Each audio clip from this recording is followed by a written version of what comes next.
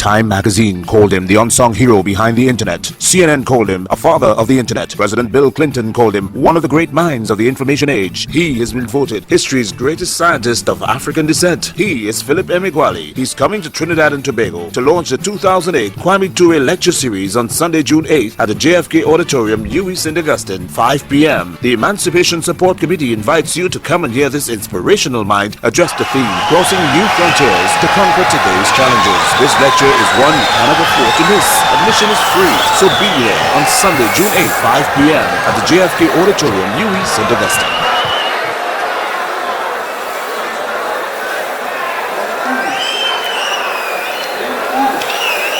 Thank you very much. I'm Philip Emeagwali. Parallel supercomputing is the most important invention in the history of the computer. The experimental invention of the massively parallel supercomputer that solves many problems at once instead of solving only one problem at a time is one of the computing industry's most hopeful narrative. Parallel supercomputing is an entirely new approach to modern computer science. Without parallel supercomputing, we will only know what might happen. With parallel supercomputing, we know what will happen. For 200 millennia, we strove to make our world a more knowledgeable place. We discovered new fields of study. The field of study that I discovered in the 1970s and 80s is called massively parallel supercomputing. I discovered the supercomputer hopefuls' most well-guarded secret, namely practical parallel processing across a new internet. But the heart of supercomputing isn't the fastest calculations. The heart of supercomputing is solving the grand challenge problems of computer science. I have three quote-unquote first supercomputers that corresponded to three technologies. The first quote-unquote first supercomputer of 1946 was the first that was programmable. The second quote-unquote first supercomputer of December 1965 was the first supercomputer to be rated at 1 million instructions per second. I began programming that second quote-unquote first supercomputer on June 20, 1974 in Corvallis, Oregon, United States. The third and most important first supercomputer is the precursor to the modern supercomputer of today that can execute large-scale, excruciatingly detailed computational fluid dynamics codes such as climate models and execute them across millions of tightly coupled commodity off-the-shelf processors. Back in the 1980s, parallel processing was controversial and was mocked by the community of 25,000 vector supercomputer scientists. Looking back, that widespread rejection of parallel processing gave its acceptance in 1989 some street cred. If you invent something that everybody accepted, then you've not invented anything new. None of the 25,000 vector supercomputer scientists or their leader, Seymour Cray, had a deep understanding of practical parallel processing.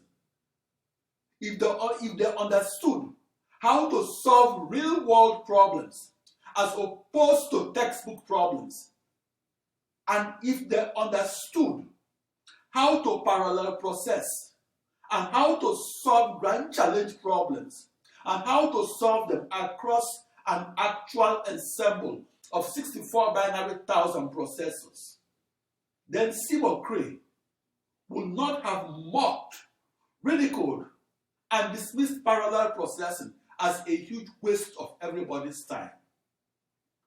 Seymour Cray is best remembered for his famous quote that ridiculed parallel processing as the technology that will render his supercomputers obsolete. Seymour Cray taunted aspiring parallel supercomputer scientists by asking them, quote, "If you were plowing a field, which would you rather use? 2 strong oxen or 1,024 chickens?" Unquote. This famous quote of Seymour Cray was used to taunt me when I was attempting to solve the toughest problems arising in mathematics and physics, and attempting to solve them by parallel processing them across my new internet. That was a new global network of 65,536 processors. Back in 1989, it made the news headlines that an African supercomputer wizard in the United States had figured out that 65,536 chickens that were his metaphors for his as many commodity off-the-shelf processors that were tightly coupled to each other, and figured out that those processors can communicate and compute together and do so as one cohesive whole virtual supercomputer, and do so to become more powerful than one strong ox that was Seymour Cray's metaphor for the vector supercomputer. I'm Philip Emeagwali, and I'm the African supercomputer scientist that was in the news back in 1989. I was in the news because I discovered that practical parallel supercomputing will become the vital technology that underpins every supercomputer. The comparison of my contributions during the 1970s and 80s to the collective contributions of the other 25,000 supercomputer scientists is an act that lacks historical context and perspective, namely my discovery of parallel supercomputing and comparing that single person's contribution to the collective contribution of the 1,000 employees of a supercomputer giant that was paid billions of dollars to deliver supercomputers that embodied my new knowledge of parallel supercomputing. I began programming one of the world's fastest supercomputers back on June 20, 1974 at age 19 in Corvallis, Oregon, United States. What is a supercomputer? The fastest supercomputer occupies the space of a soccer field. The fastest supercomputer costs the budget of any of the 40 poorest nations in the world. The supercomputer is like the lighthouse for science. Supercomputing at the fastest recorded speed is like climbing the Mount Everest of science. How fast is a supercomputer compared to a computer? Supercomputing at the speed of 1 billion trillion calculations per second is like if each of the world's 8 billion persons solved 125 billion maths problems per second. If 1 million human supercomputers computed at the speed of one calculation per second, they will take 1.5 billion years to complete a calculation that takes only 1 second on a parallel supercomputer that computed at the speed of 1 trillion billion calculations per second. My contributions to science, namely practical parallel supercomputing that occurred on the 4th of July 1989 and occurred at age 34, should be measured by a different yardstick when comparing them with my cumulative scientific discoveries at age 64 or later at age 94.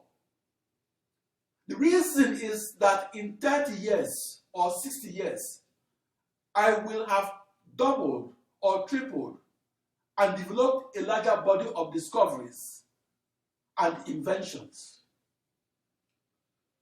Comparing my contributions at ages 34, 64, and 94 is like comparing the gold medal counts at the Olympic Games of different sized nations, such as Liberia, Nigeria, and the United States.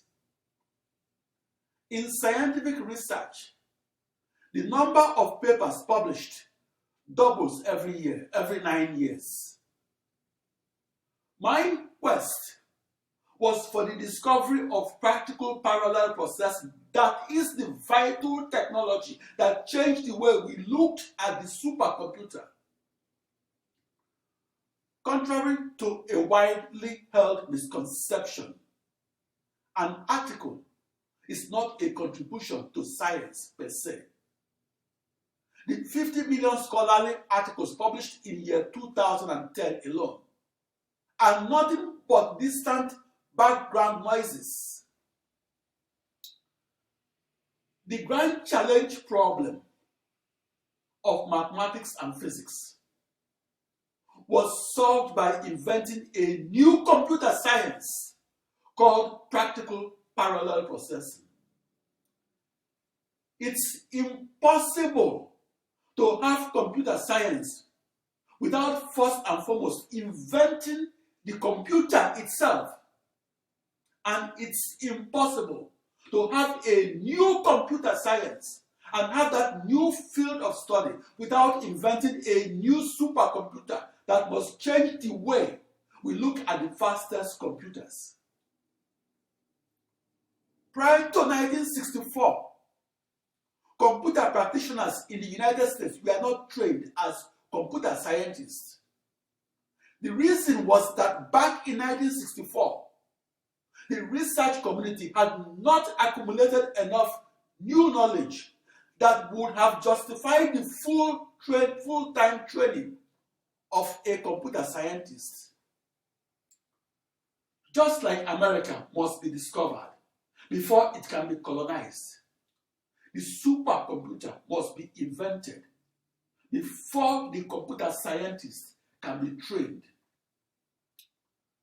The inventor of a new supercomputer is the inventor of a new degree in the new computer science. The story of Nigeria encapsulates the story of humanity. Since 1958, the economic progress of Nigeria depends on the crude oil and natural gas discovered and recovered. Only about half of the crude oil discovered can be recovered. The recovery of crude oil and natural gas requires a mix of technologies. The parallel supercomputer is the most advanced technology that is used in the petroleum industry and used to discover and recover otherwise elusive crude oil and natural gas that were buried 1 mile deep and that spreads around an area the size of a town. The usefulness of the supercomputer is the reason 1 in 10 supercomputers are purchased by the petroleum industry. The supercomputer market is $20 billion per year. Worldwide, over 2 billion computers are in use, and parallel processing will play a vital role in the development of the computer of tomorrow. Why are the lecture series that I posted on youtube.com as long as a nice big limousine? My supercomputing lectures are from the frontiers of knowledge in physics, mathematics, and computer science.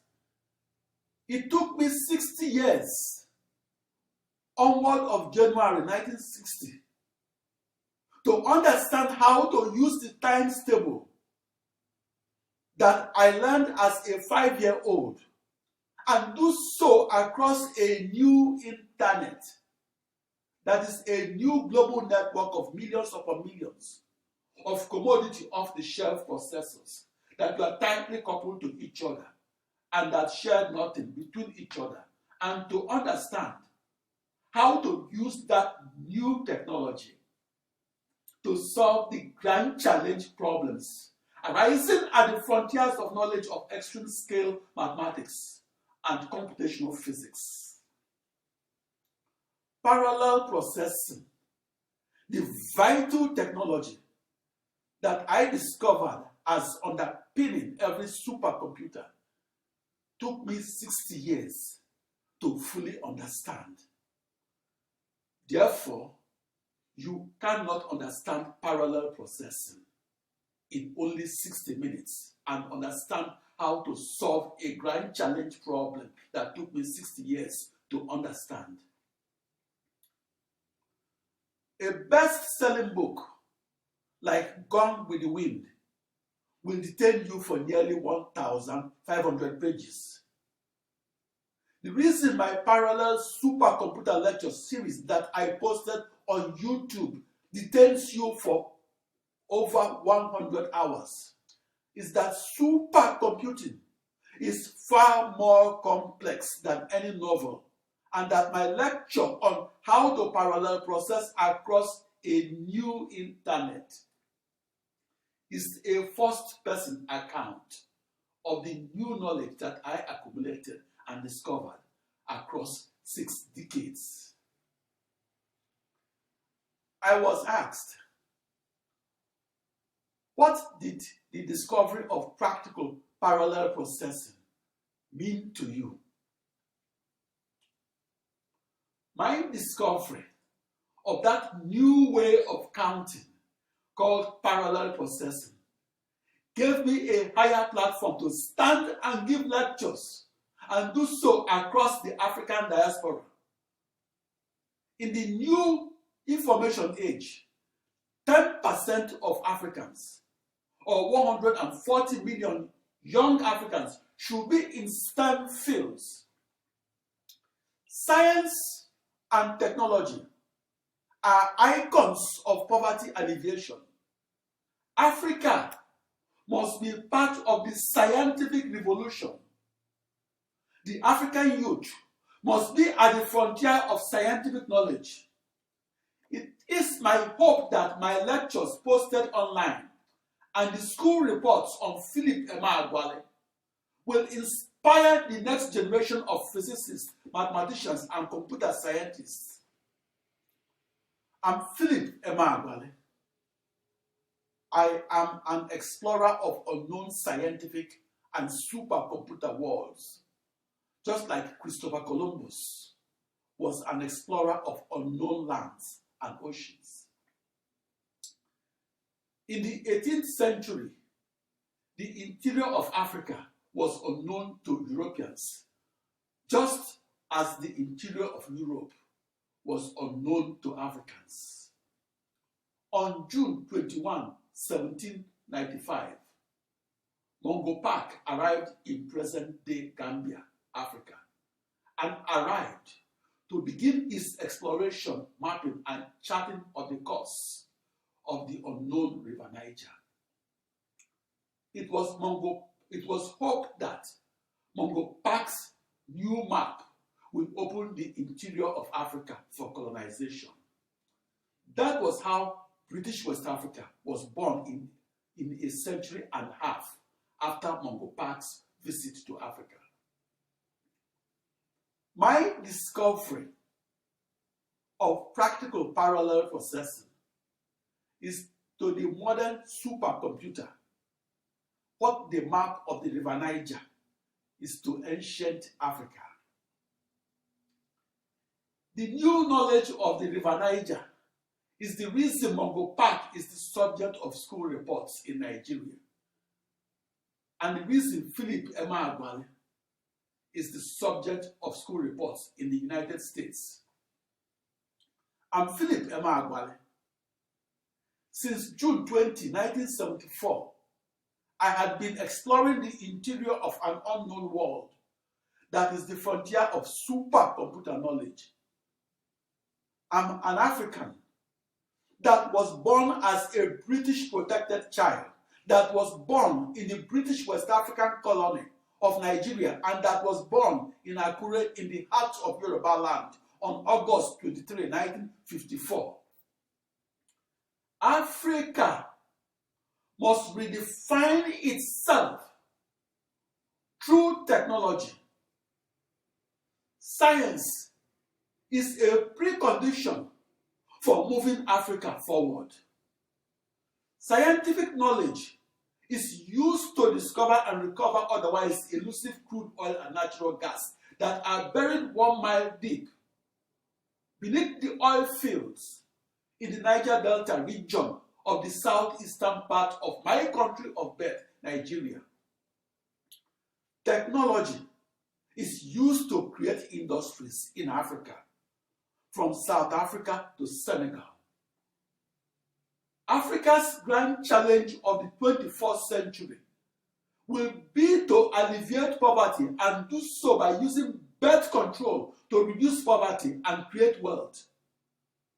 If Africa realizes that science is its primary weapon in its fight against poverty, then its young scientists will become soldiers in the continent's fight against poverty. The science policy of each of the 54 African nations should be communicated across multiple media that includes television, newspapers, banknotes, postage stamps, Nollywood movies, and even buses.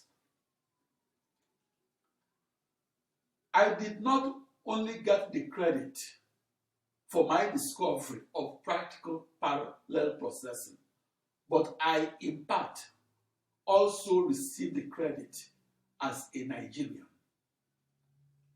I am studied in schools in the United States and studied as an inventor that contributed to the development of the modern supercomputer and studied as a black inventor in particular. A scientific discovery rebounds to the birthplace of its discoverer, as well as to his or her adopted nation. Albert Einstein is claimed by Germany, his country of birth, claimed by Switzerland, the country he made his discovery, claimed by Israel, his country of ancestry, and claimed by the United States, that was his adopted country. Albert Einstein is claimed by 4 nations, with each nation trying to assure its priority in the contributions to physics that was credited to Albert Einstein.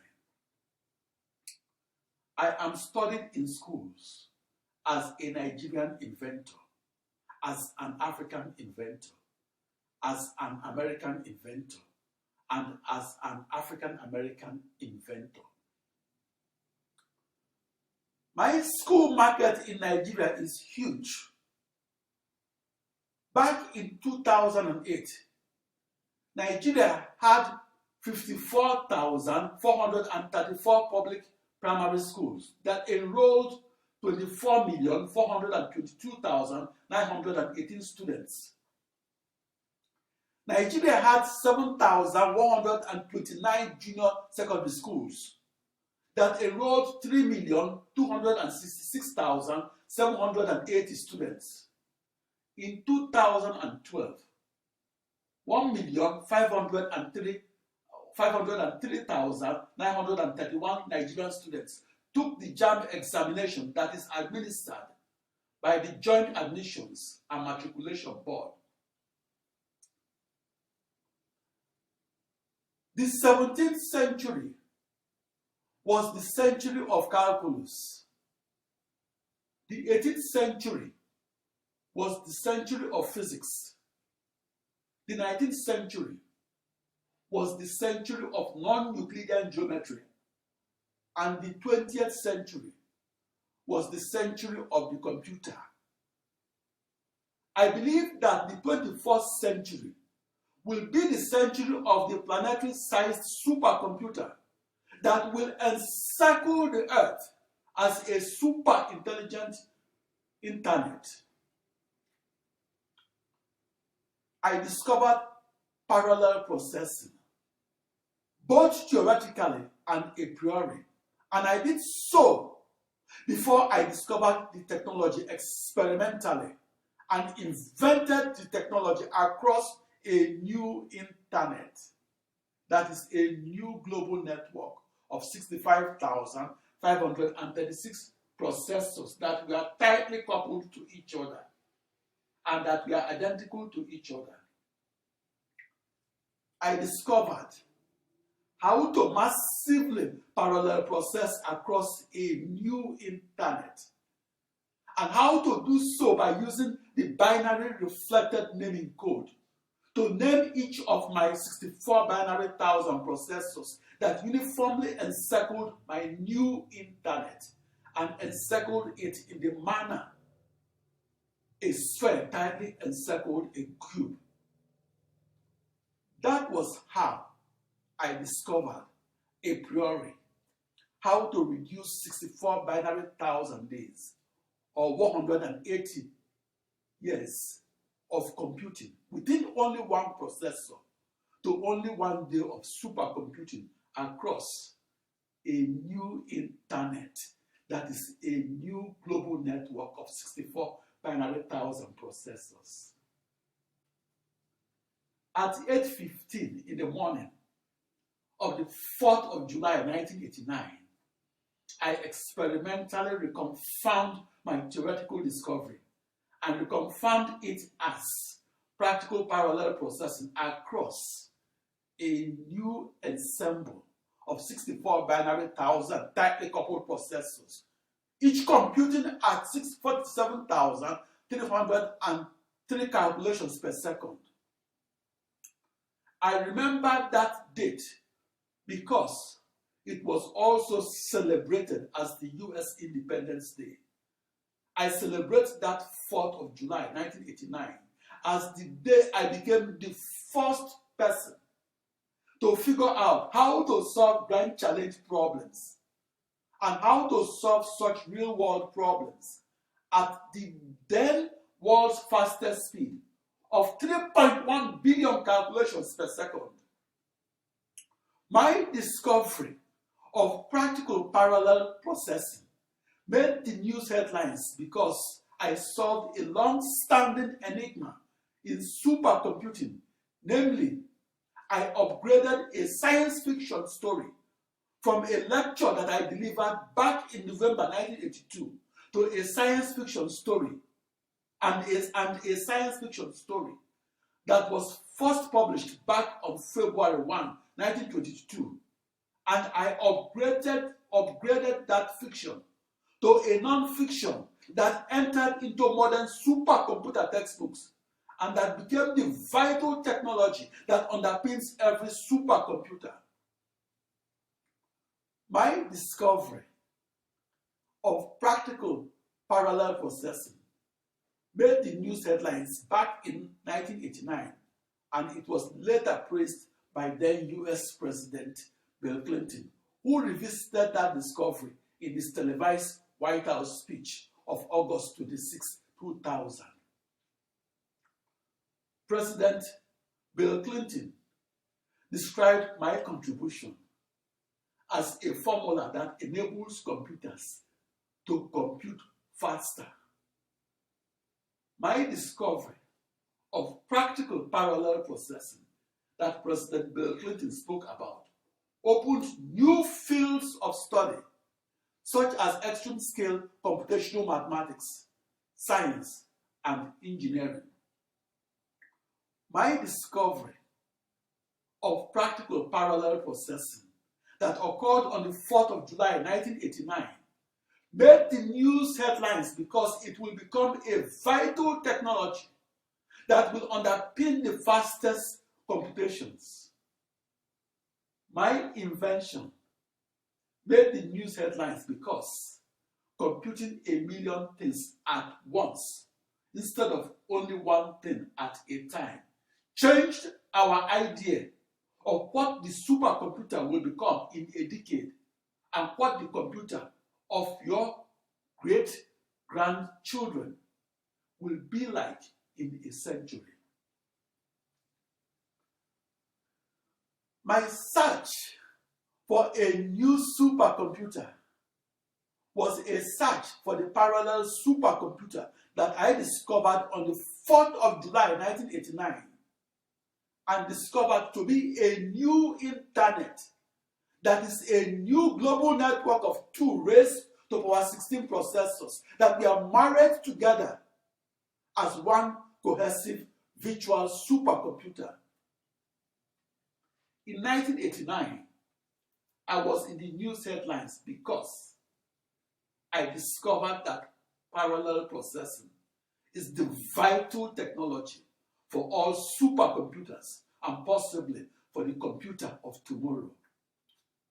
I discovered that parallel processing is the vital technology that will enable a supercomputer to use the slowest processors in the world that are configured as a new internet and use them to compute faster than the fastest supercomputer in the world.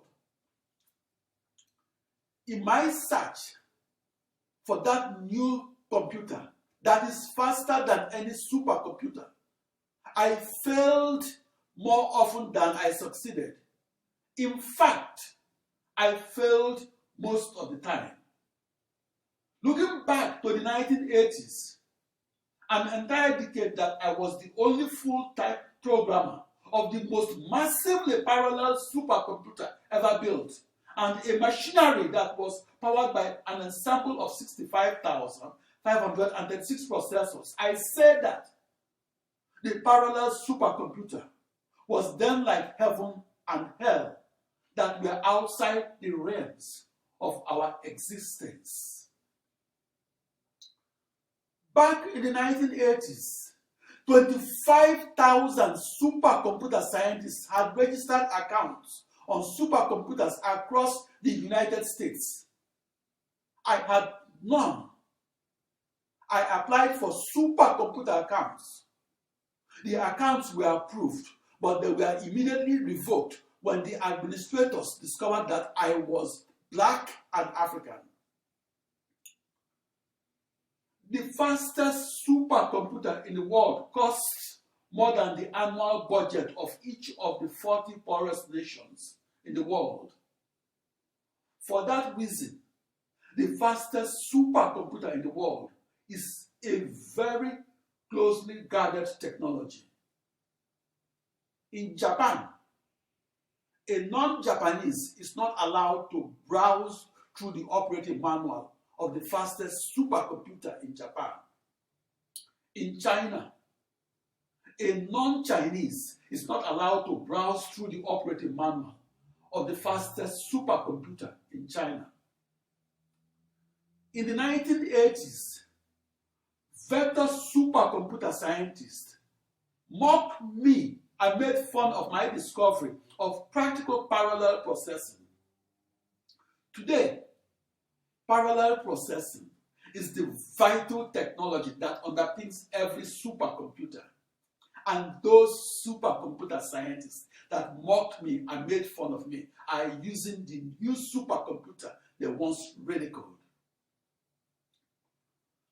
Back in the 1980s, 25,000 supercomputer scientists were programming vector supercomputers. I took the opposite direction, called parallel processing, that was then ridiculed as a huge waste of time. That was how I discovered how to parallel process grand challenge problems and how to solve them across a new global network of 65,536 tightly coupled commodity off-the-shelf processors that outline and define a new internet. That invention made the news headlines in 1989. My parallel processing experiment that I executed across my new internet, that was a new global network of 65,536 tightly coupled processors, was the first time a scientific discoverer of sub-Saharan African ancestry and that was born in Africa was assured priority by the Western media and credited for discovering practical parallel processing and for discovering it as the vital technology that will underpin every supercomputer and as the invention that changed the way we think about extreme scale computing, specifically the way we think about the supercomputer. And it was the first time a United States president assured priority and did so in a televised White House speech, and did so for an invention of an African-born scientist. It was the first time an African scientific discoverer was included in United States Core Knowledge Series. It was the United States, not Nigeria, that chose to study my invention of the practical parallel supercomputer and study it in its schools. Back in Africa, postage stamps honored white scientists such as Galileo, Isaac Newton, and Albert Einstein that were not born in Africa. I was the first sub-Saharan African-born inventor to be honored on postage stamps. Back in the 1970s, I was unknown and I wasn't hungry for fame. I wasn't among the first to promote my discovery of practical parallel processing to the wider audience. The Computer Society of the IEEE was the first to champion my discovery of practical parallel processing. The IEEE stands for the Institute of Electrical and Electronics Engineers. The IEEE is the world's largest technical society. The Computer Society of the IEEE recognized my discovery of practical parallel processing and did so by giving me the highest award in the field of supercomputing. The Computer Society of the IEEE issued a press release that described my discovery, and that was released in late 1989. The highest recognition that I received is when young students ran to my son to tell him that they were writing their school reports on his father. The highest recognition that a scientist can get is for a 12-year-old to tell him that he wrote a school report on his contribution to science. Another high recognition is to be called a father of an everyday technology, such as the father of the internet, or to be recognized as the patriarch of a profession, or to be on postage stamps and banknotes. or to receive a field's highest prize. Most importantly, for an inventor to be immortalized and studied in schools requires that his or her invention be useful, concrete, and tangible, and be in the living room or classroom of each student. Parallel processing physically transformed my global network of 65,536 processors to a different state or thing, namely a new supercomputer that is also a new internet. The supercomputers of today are different from the supercomputers of yesteryears, and different in the following way. The supercomputers of yesteryears solved only one problem at a time or in sequence, while the supercomputers of today solve millions of problems at once or in parallel. Back in 1989, I was in the news headlines for discovering that the once impossible is in fact possible. Namely, I discovered how to divide the toughest problems arising in physics, calculus, and algebra, and how to chop them into millions of smaller problems that could be solved in a one problem to one processor corresponded manner and solved across as many processors. I was also in the news headlines for discovering how to solve those smaller problems across as many commodity off-the-shelf processors that were identical to each other and that were equal distances apart from each other and that shared nothing between each other. Each of those processors operated its own operating system. Parallel processing, or doing many things at once, is the new supercomputer technology that I discovered on the 4th of July 1989 that is used to construct the modern supercomputer and the fastest computer, and that can be used to construct them from an ensemble of the slowest processors in the world. That discovery of practical parallel processing has rich and fertile consequences and is my signature contribution to the development of the computer, as well as the reason Philip Emeagwali is the subject of school reports.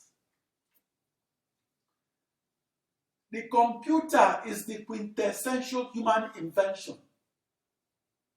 It is the very symbol of genius and inspiration.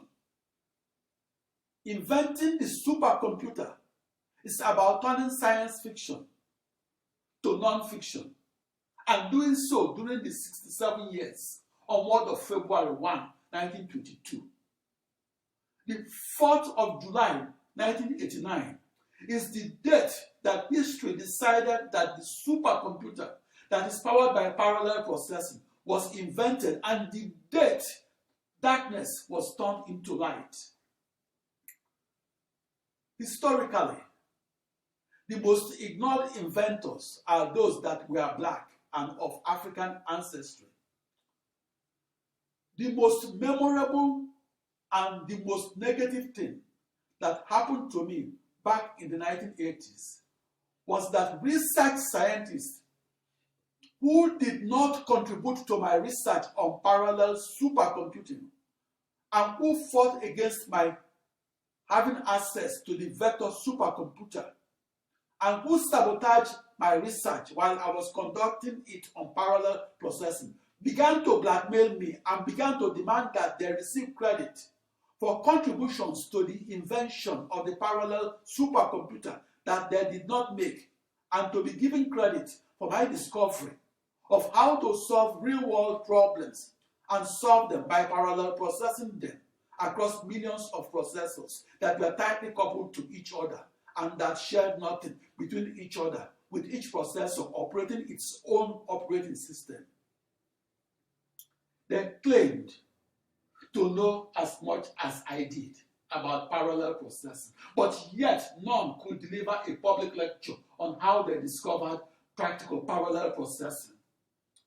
That demand for unearned credit was an epiphany, because the visible side of scientists taking credit for what they did not invent and could not invent is that they could not give a lecture on their alleged invention or even discuss parallel processing without constantly reading from borrowed notes.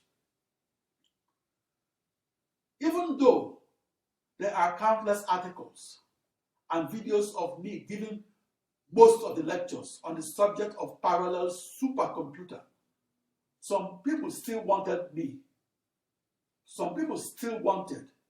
to give the credit to white men such as Seymour Cray and Gene Amdahl, who did not invent the technology but instead mocked parallel processing as a huge waste of everybody's time. It is on record that both Seymour Cray and Gene Amdahl fought against the acceptance of the parallel supercomputer. This example of transferring the credit for my invention of practical parallel processing to Seymour Cray, that only invented the now obsolete vector supercomputer, was an example of the black tax that each black inventor paid to white non-inventors and pay to get any job promotion or scientific recognition. Parallel processing, the vital technology that makes every supercomputer super, was first published as a science fiction story back on February 1, 1922. 67 years later, and at 8:15 in the morning of the 4th of July, 1989, in Los Alamos, New Mexico, United States, I upgraded parallel processing from science fiction to non-fiction. I remember that date because it was the US Independence Day. My contribution to the development of the supercomputer is this: I upgraded parallel processing from fiction to non-fiction, and I did so when I parallel processed across a new internet, that is a new global network of 65,536 slowest processors in the world. And I did so when I recorded the world's fastest supercomputer speeds. 67 years earlier, my invention of practical parallel processing that occurred across a new internet, that is a new global network of 64 binary thousand processors, was published on February 1, 1922, but published as a science fiction story. That science fiction was the story of how 64,000 human computers could be employed to numerically solve the discretized initial boundary value problem of mathematical physics that encodes some laws of physics and that govern the weather above the surface of the earth. What is Philip Emeagwali famous for? I was in the news headlines because I was the first person to discover how to employ a new internet, that is a new global network of 64 binary thousand processors, and use them to forecast in inverted commas the weather below the surface of the earth. It was for that 1989 contribution to the development of the computer that I won the top prize in the field of supercomputing. My experimental discovery of practical parallel processing was highlighted in the June 20, 1990 issue of the Wall Street Journal. Practical parallel processing is the supercomputer invention that I am famous for and is the invention in school reports titled Philip Emeagwali computer. Being recognized by or being accessible to a potential audience of 1 million children is rarer than being recognized by 1 million scientists. It's like the difference between being known in popular culture and merely being known amongst computer scientists. I'm Philip Emeagwali. What is Philip Emeagwali known for? I'm known for discovering practical parallel supercomputing and for discovering that vital supercomputer technology across a global network of processors that outline and define an internet. That was how I invented a new internet that I visualized as a small copy of the internet. My new internet tightly encircled the globe in the manner the internet does. But my supercomputing was around a globe, not around the globe. I was the first supercomputer scientist that could solve the toughest problems arising in science, engineering, and medicine, and solve them by parallel processing them across millions of processors that tightly encircled a globe as an internet. The proof of principle lecture that foreshadowed my discovery of practical parallel supercomputing took place in November 1982 in an auditorium near the White House in Washington, D.C. My experimental discovery of practical parallel supercomputing and my discovery of how to solve grand challenge problems and solve them across millions upon millions of tightly coupled commodity processors was a new knowledge that changed the way we looked at the supercomputer. That was the new knowledge that opened the door to extreme scale computational science that redefined the boundaries of physics and mathematics.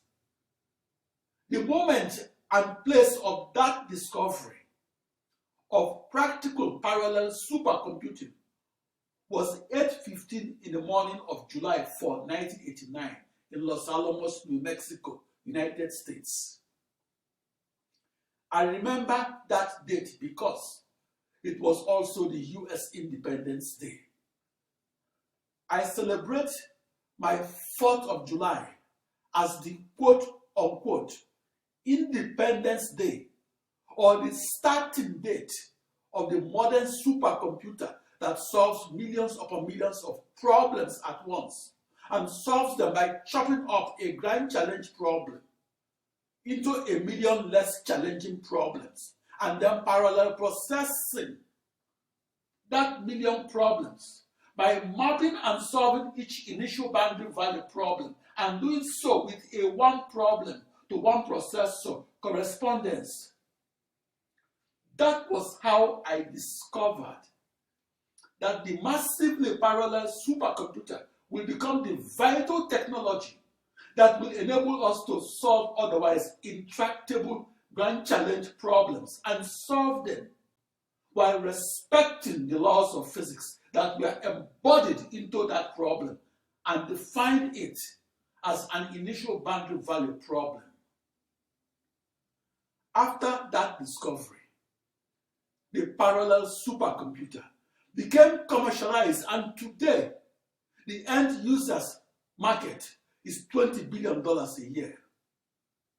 That first application of massively parallel supercomputing revealed how to compute the weather above and below the surface of the earth, as well as pushed the frontiers of knowledge of computational physics, computational mathematics, and computational medicine. In addition to discovering how to compute faster, parallel supercomputing contributed to our greater understanding of extreme-scale computational sciences and engineering.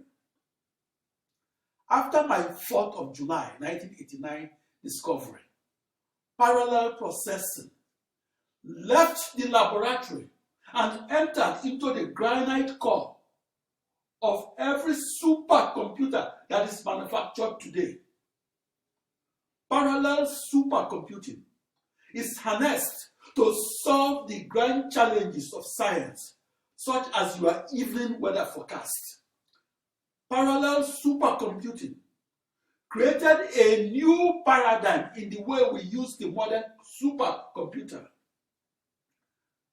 The metric for measuring the impact of this scientific discovery is that the parallel supercomputer market is upward of $20 billion a year. The supercomputer of today is used to discover and recover otherwise elusive crude oil and natural gas that was for 1 million years and buried 1 mile deep below the surface of the Niger Delta oil fields of the southeastern region of my country of birth, Nigeria. Parallel processing represents a major breakthrough that changed the way we look at the supercomputer.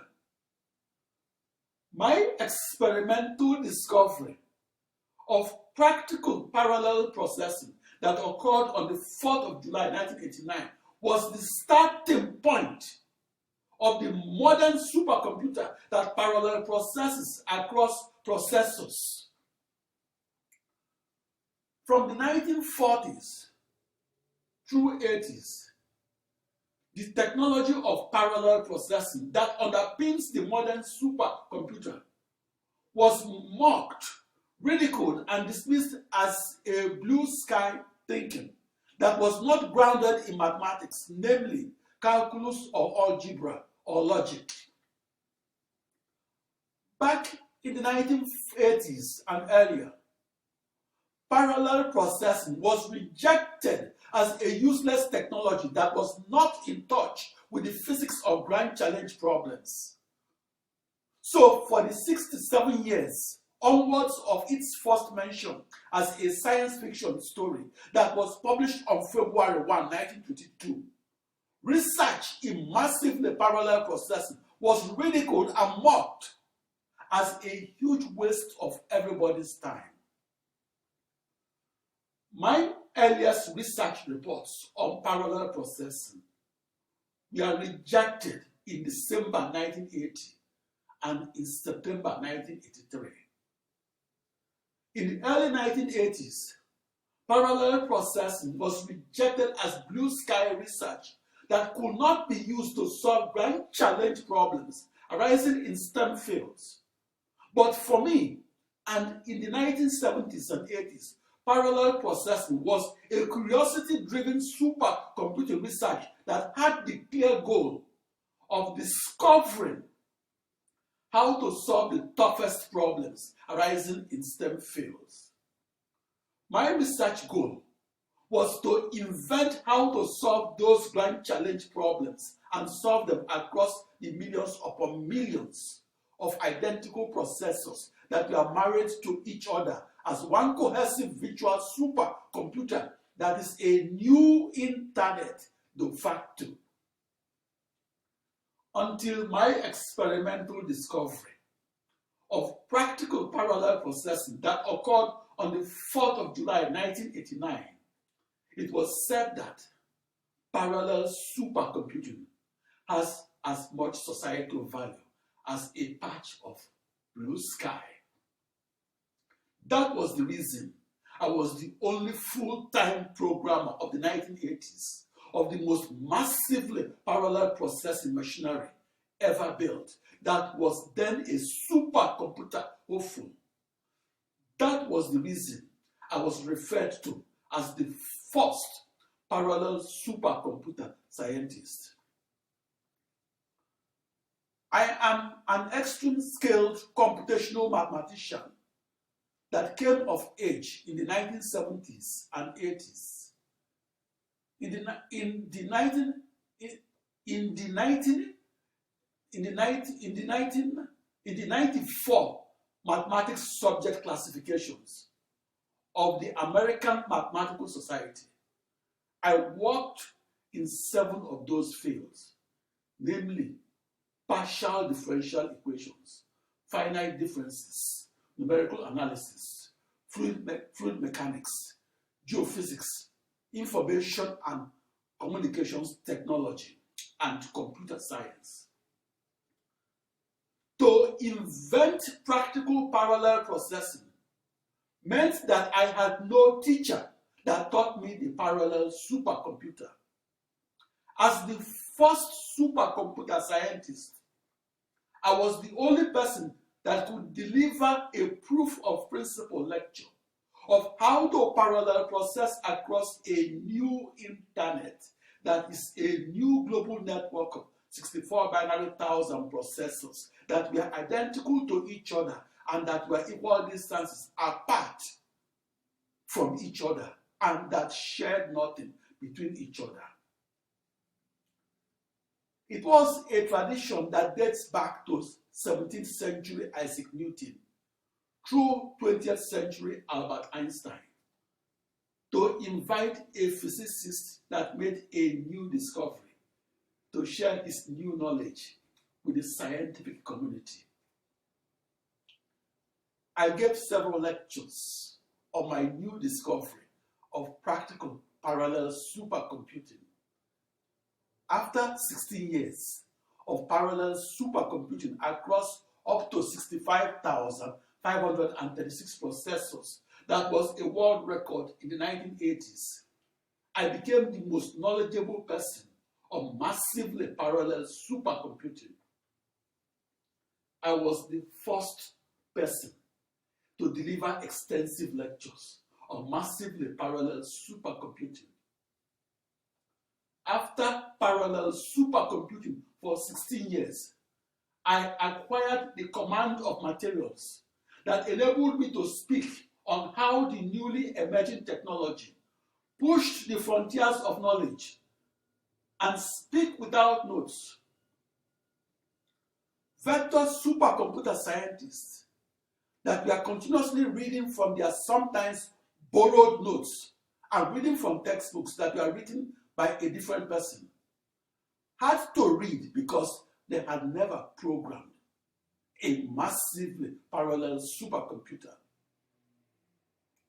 If I delivered my supercomputer lectures from such borrowed notes, I would have been perceived as less intelligent and not credible and not the inventor of practical parallel supercomputing. Once again, I did not learn practical parallel supercomputing. By definition, it was impossible to learn the then non-existent technology and learn it from any practical parallel supercomputer textbook that was also non-existent. I invented practical parallel processing as the vital technology that makes supercomputers super. In the 1970s and 80s, parallel supercomputing was the misunderstood technology that many computer scientists hoped will forge a path to the world's fastest supercomputer. Until I forged that path and did so on the 4th of July 1989, supercomputer scientists did not have the experimental evidence to prove that parallel processing can be harnessed and used to solve the toughest problems arising in STEM fields. As the first parallel supercomputer scientist, I was the first person that gave a first-person account of how I figured out how to harness an ensemble of 64 binary thousand processors and use them in a one processor to one problem corresponded manner and use them to solve as many initial boundary value grand challenge problems arising in mathematical physics and beyond. I was the first parallel supercomputer scientist, and for that reason, I was the only parallel supercomputer scientist that recorded lengthy lecture series and did so in the first person singular and shared them as 1,000 YouTube video lectures. In the developing world, as well as in academia of the Western world, the scientific research is by necessity a tabletop experiment, such as computational fluid dynamic simulations on a desktop computer. In contrast, the speed of computing at the frontier of knowledge of supercomputing is 1,000,000 or 1,000,000,000 times faster than the speed of your computer. Scientific research is a large team effort. The prominent scientists of the 21st century get credit for team research. A physics paper that was published in Physical Review Letters was co-authored by 5,154 research scientists. Some of those co-authors were deceased. Only 9 pages of that research paper described their contributions to physics. The remaining 24 pages listed the names of the contributors. In contrast, I got credit for the practical parallel supercomputing that I invented alone. That is the reason Philip Emeagwali is the only supercomputer scientist that is the subject of school reports on the contribution of parallel processing to the development of the computer. I will never forget the date, July 4, 1989, the day I saw a new computer that no one else had seen, and the day that I discovered that new computer to be 65,536 times faster than the old computer, and the day that I discovered how to use that new computer to solve once impossible to solve grand challenge problems of science. I was in the news in 1989 because I was the first person to invent a new computer and do so alone, and to invent it unsupported.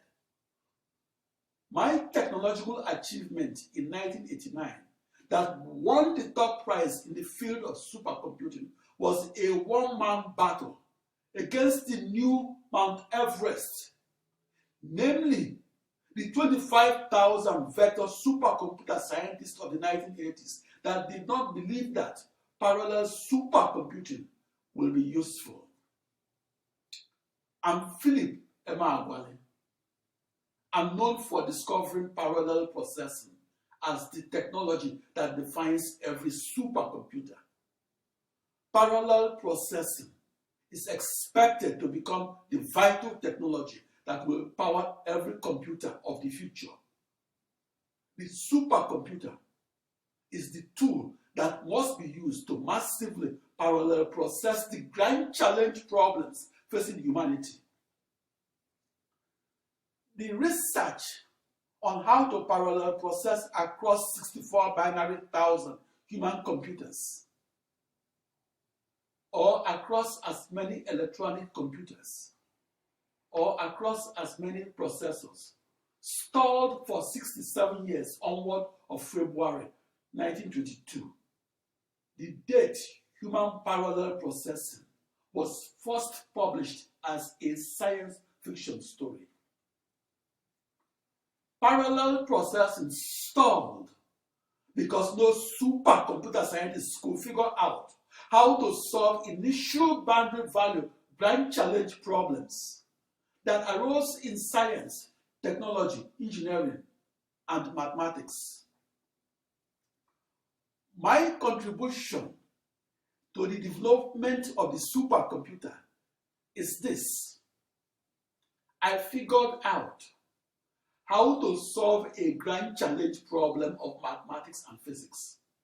and how to solve such problems by chopping each into one binary million or one binary billion smaller problems, and then parallel processing the smaller problems across a new internet that was a new global network of one binary million or one binary billion processors that were identical to each other and that shared nothing between each other, with each processor operating its own operating system.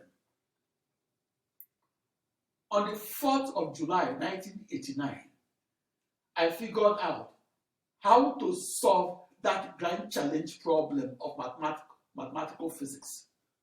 My discovery of how to parallel process the toughest problems changed the landscape of supercomputing, with every supercomputer now parallel processing. My discovery of practical parallel processing yielded an explosive surge in supercomputer speeds.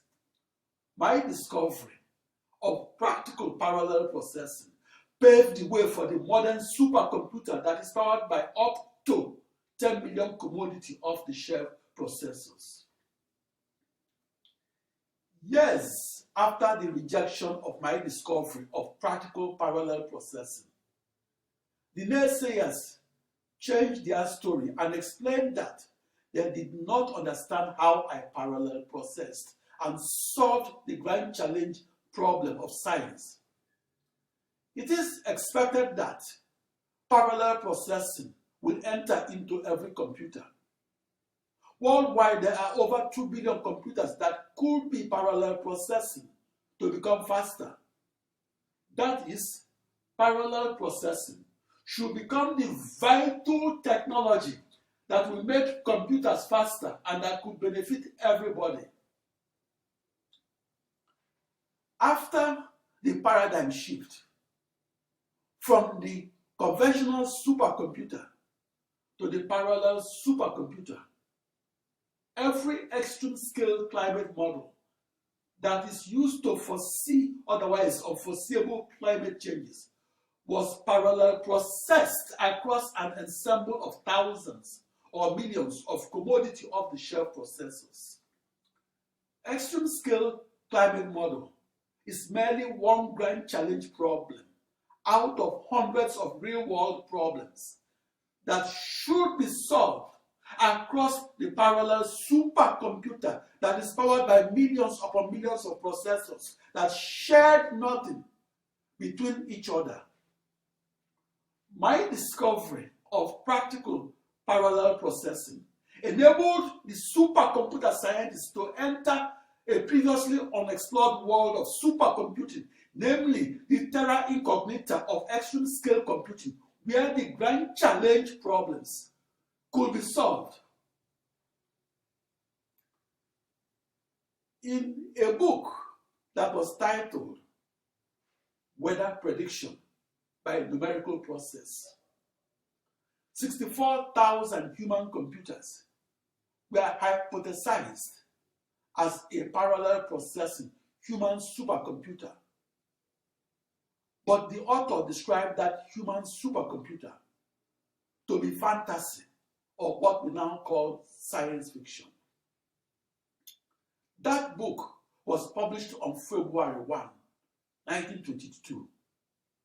Fast forward 67 years to the 4th of July 1989, I discovered how to predict the weather across a new internet that I visualized as a small copy of the planetary-sized internet, that I visualized as a new supercomputer that is a new global network of 64 binary thousand commodity processors that shared nothing between each other.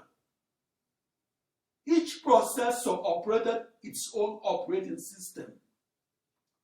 After my experimental discovery of practical parallel processing that occurred on the 4th of July 1989, the annual sales of parallel supercomputers exploded from a few $1 billion to $20 billion. Before my discovery of 1989, The fastest 1,000 supercomputers in the world were powered by only one powerful and expensive vector processor. After my discovery of practical parallel processing that occurred on the 4th of July 1989, all supercomputers were powered by an ensemble of thousands or even millions of tightly coupled commodity off-the-shelf processors. Each processor was merely as fast as your personal computer. Looking back retrospectively to that first experiment that demonstrated that parallel processing works, the supercomputer technology that was mocked, ridiculed, and dismissed as a huge waste of everybody's time is now used by everybody in the field of supercomputing, and is used by many in science and technology, and is used to bring the evening weather forecast to you, and to bring crude oil and natural gas that were buried a mile deep beneath the surface of the earth to you. Parallel processing has rich and fertile consequences that improved the everyday life of every person. My contribution to the development of the supercomputer is this: my experimental discovery of practical parallel processing that occurred on the 4th of July 1989 set off a new direction in supercomputing, namely communicating via emails and doing so to compute at once impossible speeds.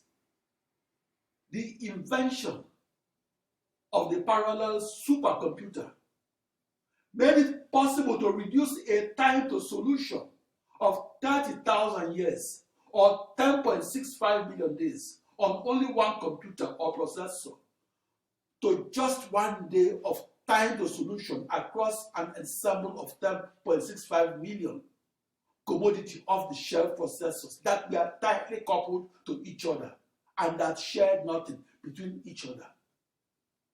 That reduction in time to solution from 30,000 computer years to only one supercomputer day is my signature discovery and my contribution to the development of the modern supercomputer.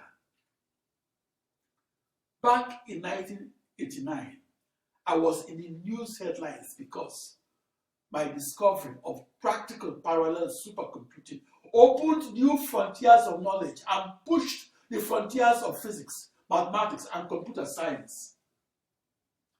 When you are the first person to discover or invent something, there will be no person to teach you that thing.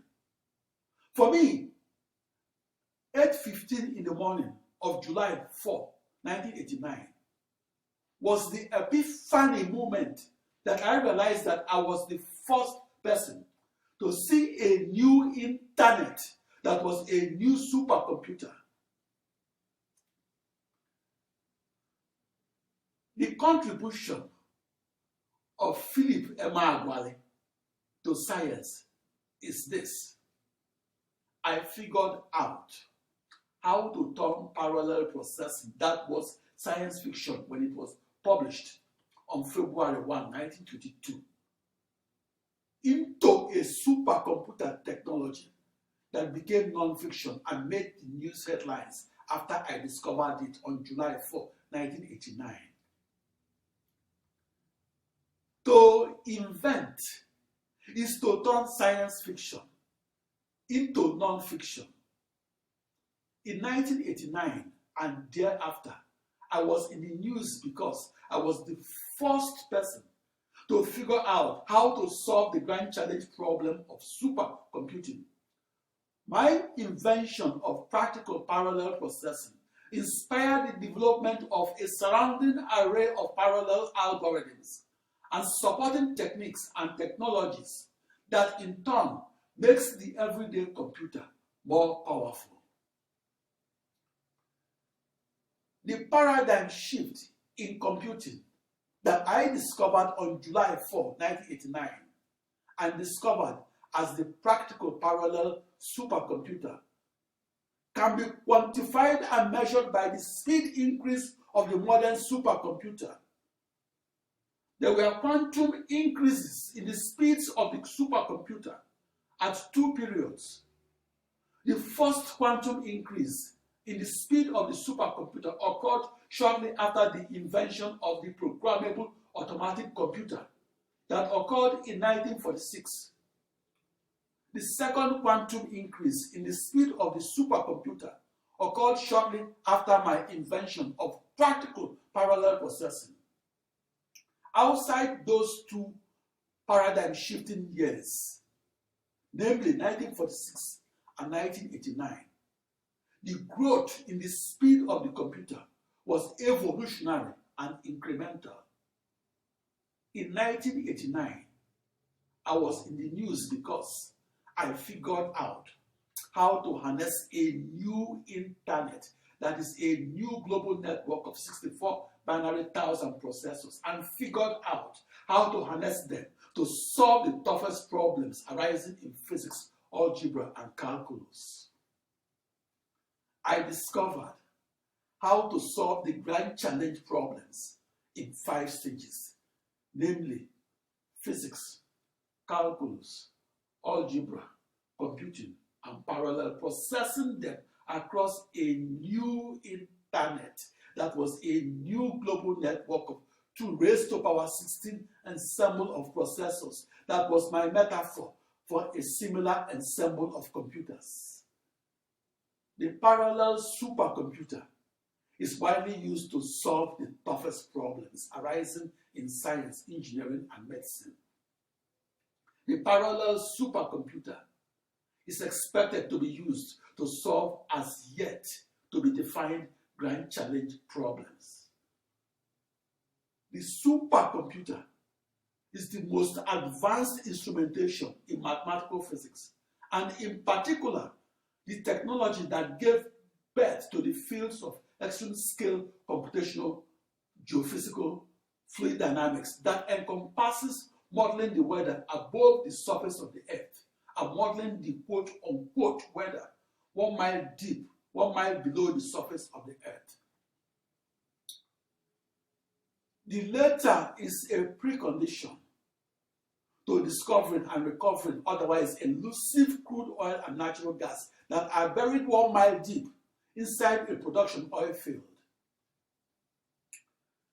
I imagined each oil field in the Niger Delta region of southeastern Nigeria to be like a sponge that is the size of a town and that is saturated with crude oil, injected water, and natural gas. The parallel supercomputer opened the door to understanding and foreseeing climate changes, and doing so with greater clarity. The invention of parallel processing is central to the development of the computer and the supercomputer.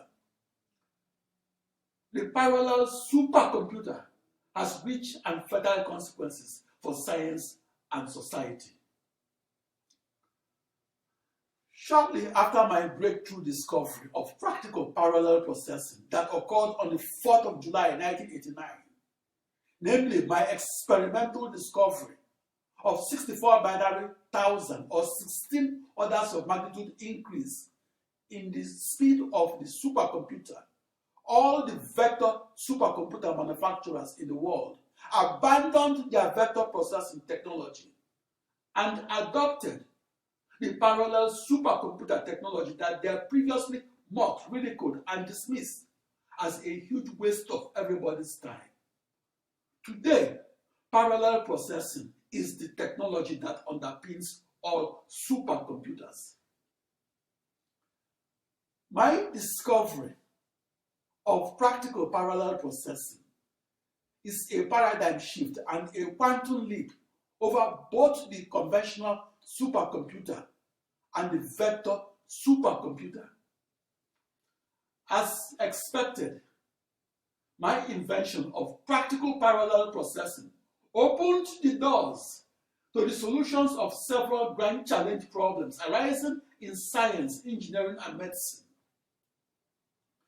Before my discovery of 1989, the parallel supercomputer was not used to discover and recover otherwise elusive crude oil and natural gas.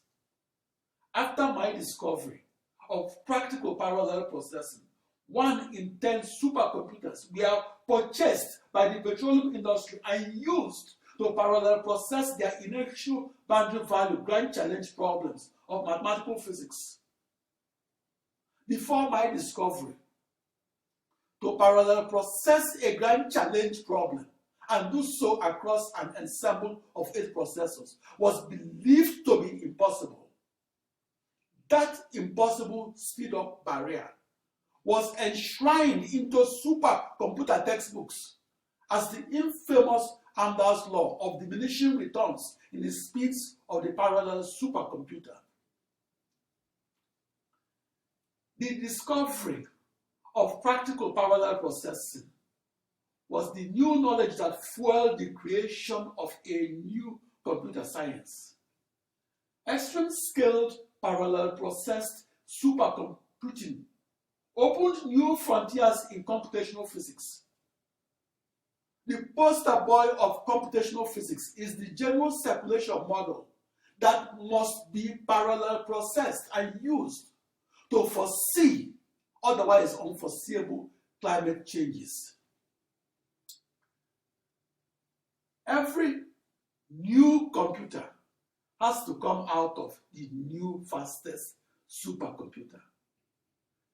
A new computer that did not come out of the fastest computer is not a new computer. The serial supercomputer was developed during the 1940s, 50s, and 60s. My experimental discovery of practical parallel processing that occurred on the 4th of July 1989 made the news headlines because it was then believed to be impossible. Back then, parallel processing was mocked as a beautiful theory that lacked an experimental confirmation.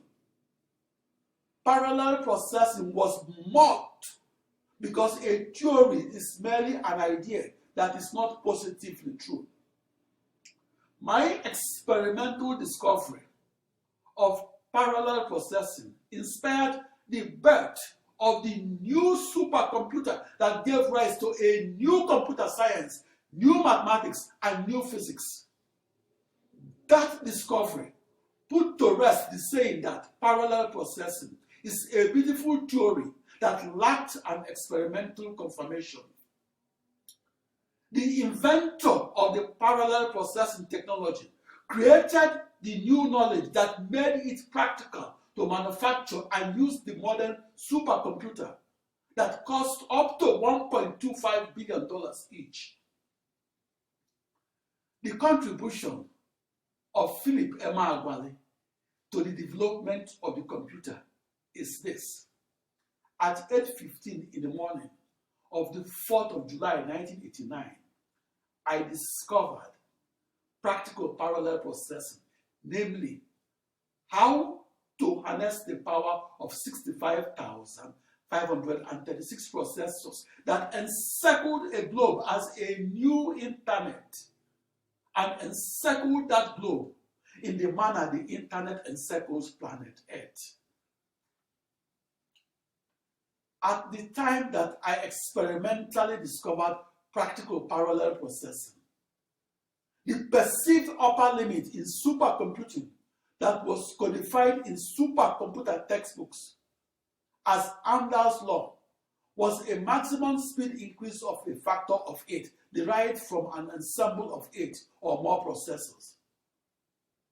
Amdahl's law is a law of diminishing returns that states that as the number of processors increases, the total supercomputing speed should decrease.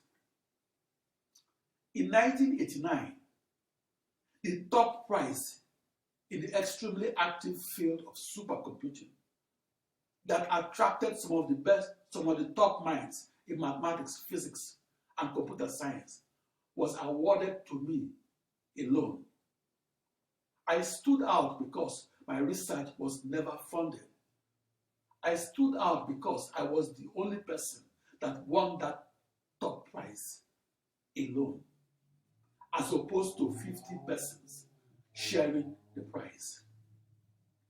I made my prize-winning discovery of practical parallel supercomputing at age 34, and I won that prize at age 35.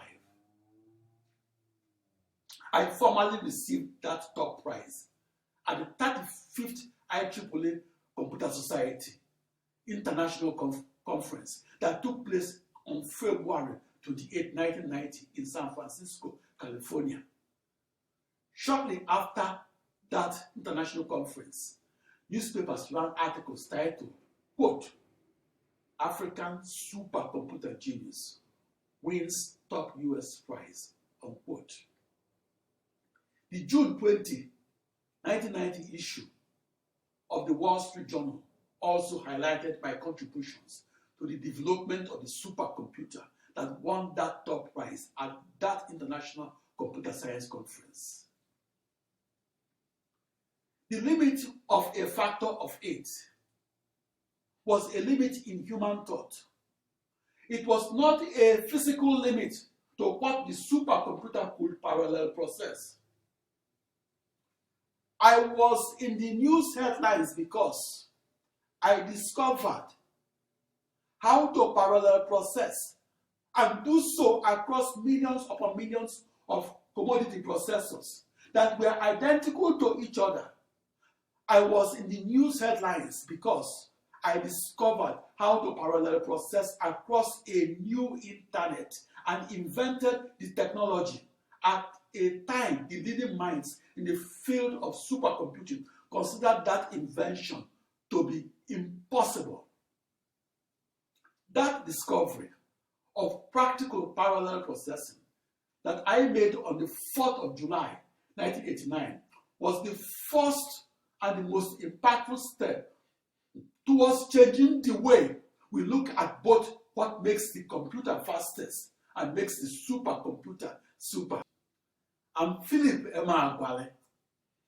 The massively parallel supercomputer occupies the space of a soccer field. The modern supercomputer is the most technologically advanced scientific instrument ever invented.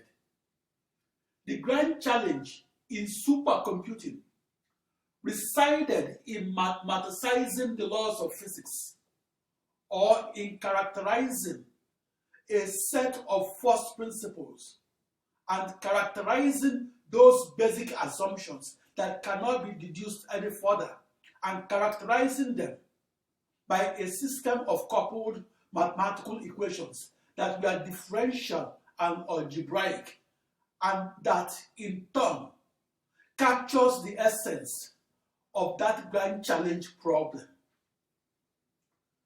The modern supercomputer scientist that invents the fastest calculations and did so while solving the grand challenge problems arising in science and technology must be a jack of all sciences and be a Renaissance scientist of startling breadth and ability, and his or her intellect and knowledge of the sciences must be evidenced in his or her videotaped lectures that are posted in youtube.com. Back in the 1970s and 80s, parallel processing only existed in the realm of science fiction and was a maligned subdiscipline of computer science. The reason I, Philip Emeagwali, was the lone wolf programmer of the most massively parallel supercomputer ever built was that parallel processing was scorned by computational scientists of the 1970s and 80s. Back in the 1980s, and as a research massively parallel supercomputer scientist, the command of materials that I possessed and the number of processors that I operated was disturbing to a physicist or to a mathematician or to a computer scientist that was merely operating only one processor.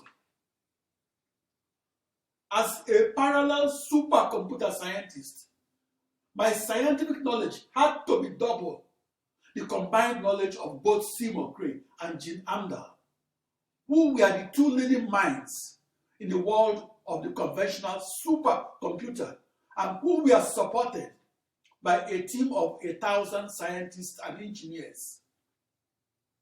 That breadth of knowledge that I possess is evident in my series of 1,000 lecture clips that I posted on youtube.com and that spans the frontiers of knowledge of physics, mathematics, and computing.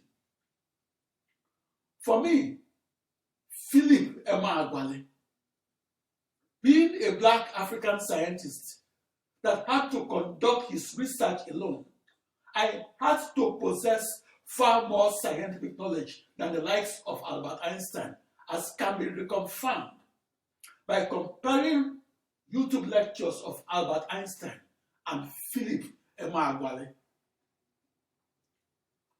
I'm Philip Emeagwali.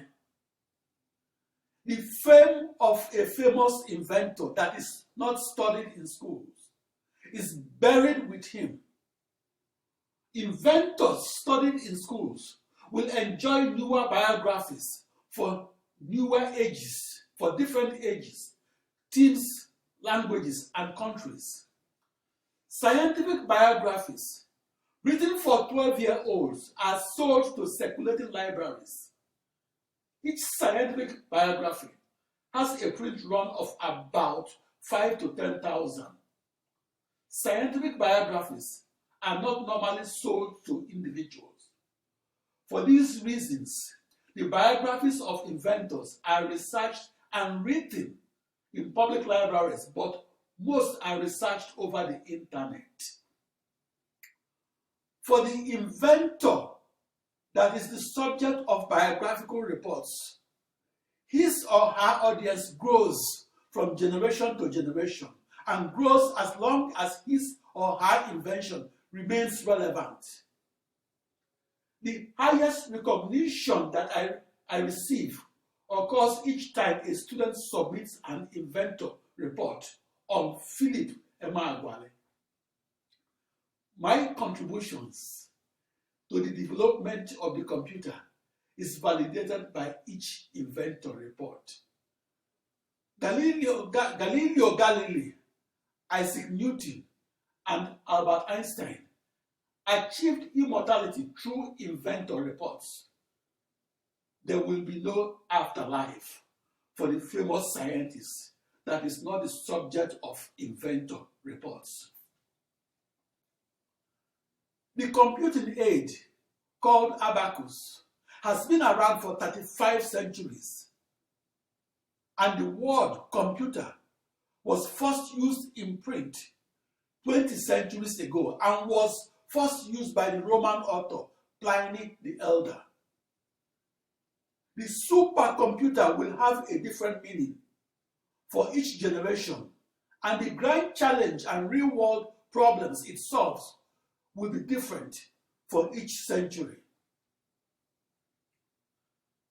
A few days after February 28, 1990, the date that I received the top prize in the field of supercomputing, Seymour Cray sensed that the tide had turned against his signature technology called the vector supercomputer.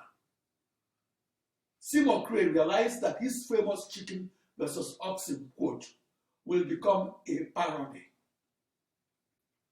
I was in the news headlines for proving that Seymour Cray was wrong.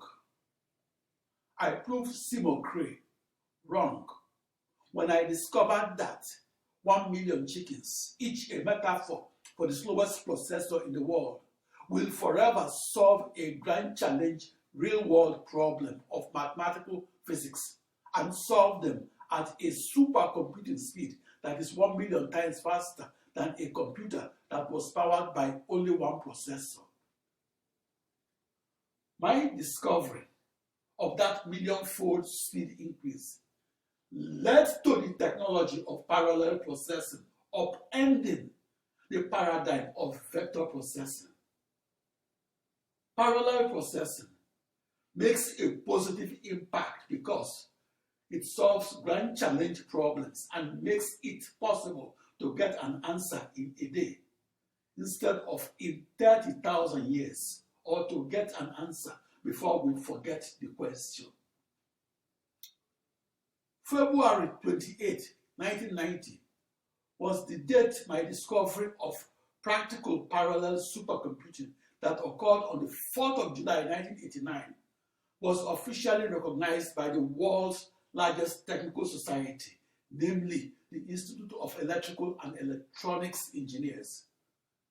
The 4th of July 1989 and Los Alamos, New Mexico, United States was the birth date and the place of practical parallel supercomputing. February 28, 1990 and San Francisco, California was the death date and place of the vector supercomputer. It was during those 8 months onward of July 4, 1989 that the supercomputing paradigm shifted from sequential to parallel.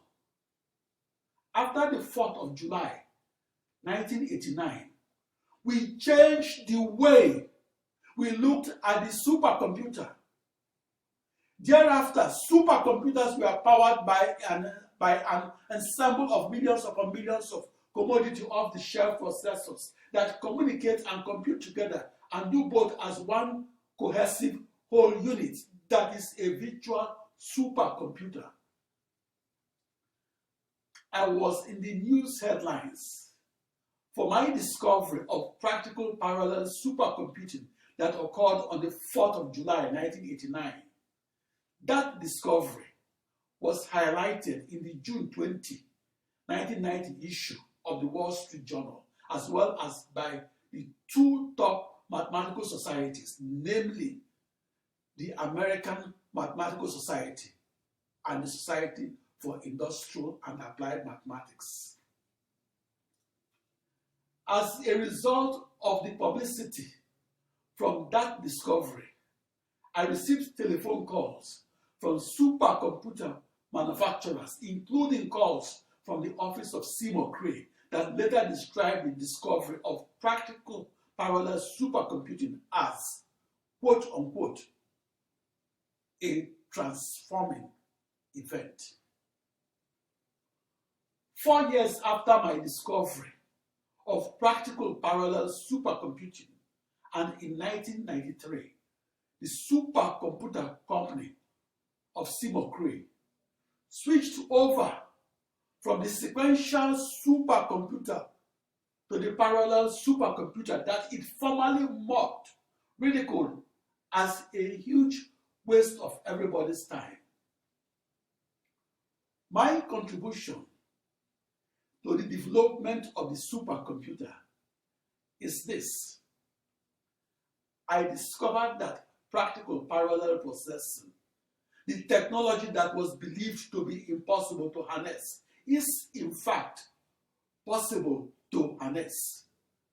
I discovered that Amdahl's law speed-up limit that was described in supercomputer textbooks as a limit of a factor of 8-fold speed increase is not a limit on the speed-ups of the times to solution of grand challenge problems. I must confess that I struggled to come to terms with my own success and my contributions to the development of the supercomputer. The parallel supercomputer was the most complicated machinery ever built because the new technology was extremely difficult to understand. I was the only full-time programmer of the most massively parallel supercomputer of the 1980s. I was the only person because only one supercomputer programmer was successfully parallel processing grand challenge problems. and doing so back in the 1980s. As an aside, each generation knows more than their predecessors. Eventually, the student will know more than his teachers. At age 34, I knew more about the parallel supercomputer than Seymour Cray did. Seymour Cray taught every person something about the vector supercomputer. In the 1980s, vector processing was the dominant paradigm in supercomputing. Today, vector processing is obsolete and was replaced by parallel processing. That is the new paradigm in supercomputing. Back in the 1970s, mathematical physics was my springboard to the parallel supercomputer. Calculus is the study of change. Algebra is the generalization of arithmetical operations. And geometry is the study of shapes.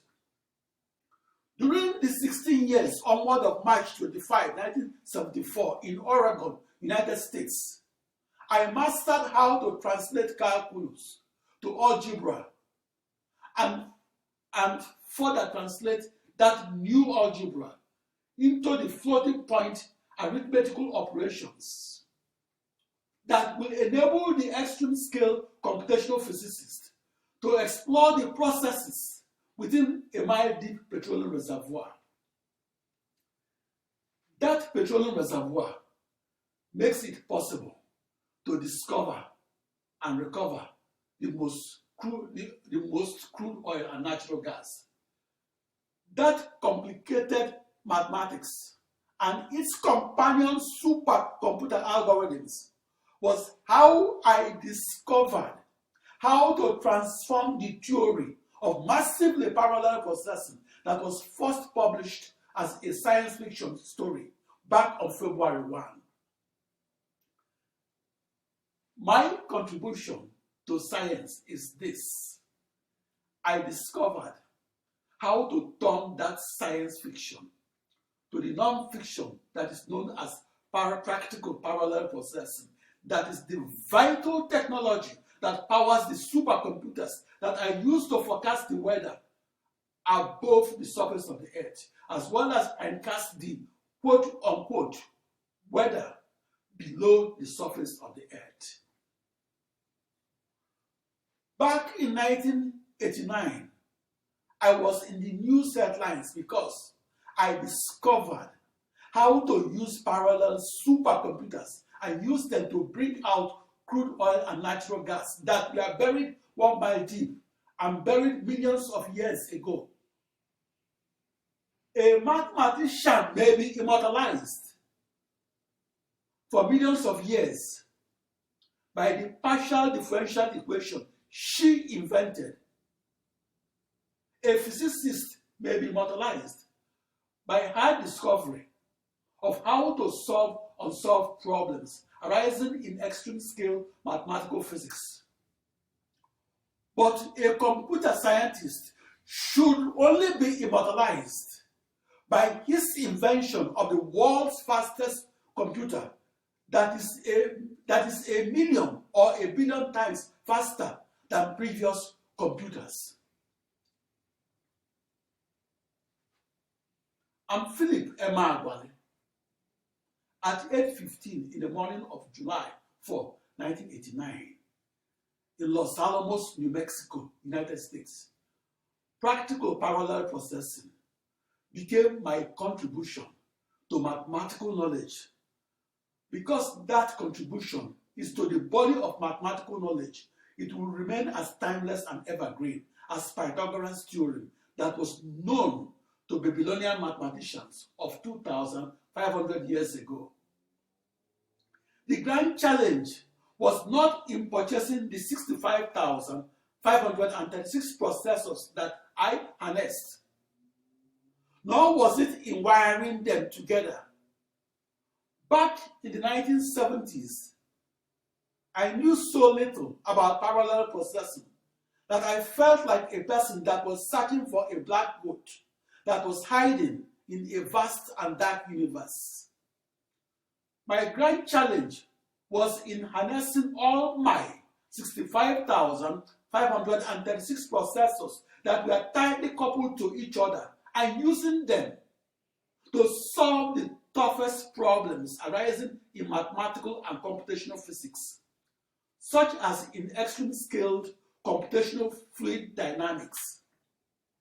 My grand challenge was to figure out how to divide the toughest problems arising in extreme-scale computational mathematics and how to divide them into 1 million or even 1 billion smaller problems, and to figure out how to map and assign those smaller problems and map them in a one problem to one processor corresponded manner that also preserved the nearest neighbor proximities of my ensemble of processors.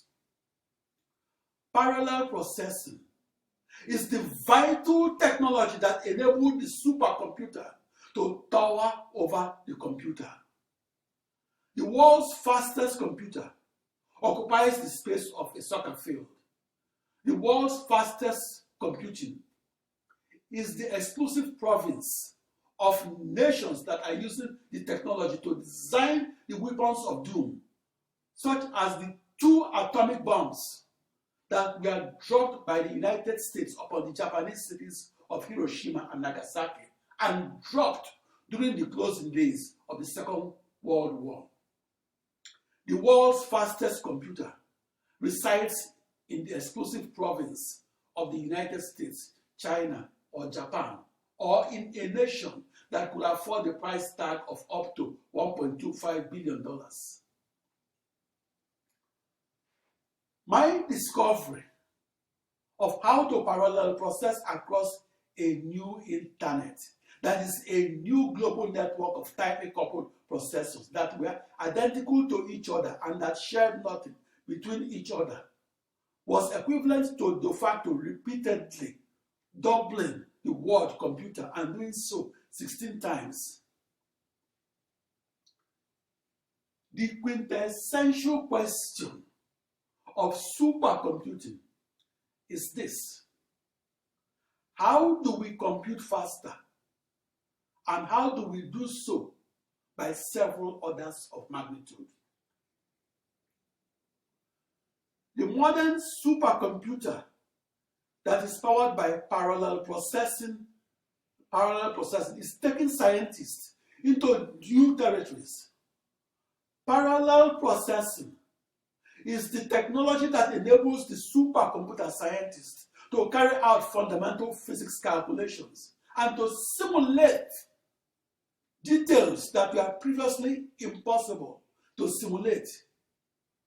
Such calculations that were beyond the previous state-of-the-art reservoir simulations are important for searches for new crude oil and natural gas deposits. What will the field of physics be like without the supercomputer? In extreme-scale computational physics, the fluid flowing between the sending rocket exhaust and the Martian atmosphere must be parallel processed. That computational fluid dynamical calculation must be parallel executed across the millions of processors that powers the modern supercomputer. That initial boundary value problem of calculus must be discretized, reformulated, and reduced to an associated large-scale problem in algebra and be simulated a priori. That high-resolution simulation is a precondition to the human exploration of the red planet. Mars is the second smallest planet in the solar system. Mars is the 4th planet from the Sun. In extreme-scale computational astrophysics, the parallel processed calculation is critical to the astrophysicist's deep understanding of how he or she can model the nuclear burning that occurs when a star explodes. The parallel process simulation of star explosions must be computed at multiple scales. That parallel process computation becomes extreme scale because it ranges from small-scale interactions of particles to large-scale fluid dynamical motions. The unspoken controversy that surrounded my discovery of practical parallel processing was more about race and intelligence rather than about the modern supercomputer that now embodies the then controversial parallel processing. Looking back to my hiring talk of September 1984, I was not hired for a job as a vector supercomputer scientist in Ann Arbor, Michigan. I was not hired because I was Black and African. But 5 years later, on July 4, 1989, I discovered practical parallel processing and I made the vector supercomputer obsolete. So their contradictory statements on Philip Emeagwali led me to believe that I was not hired as a supercomputer scientist in Ann Arbor, Michigan, because I was Black and born in sub-Saharan Africa. In the 1980s, I was the only full-time hands-on parallel processing supercomputer scientist in the world. My scientific contributions to the state of Michigan is the reason I was the only scientist that was honored by both the governor and the House of Representatives of the state of Michigan. That is the reason teachers in Michigan asked their students to write an inventor biography on the contributions of Philip Emeagwali to the development of the computer. The rejections that I experienced during the decades of the 1970s and 80s gave me street credibility as the inventor of practical parallel supercomputing. Processing real-world problems and doing so across a new internet, that is a new global network of 64 binary thousand processors, was the tough neighborhood where I earned my street cred.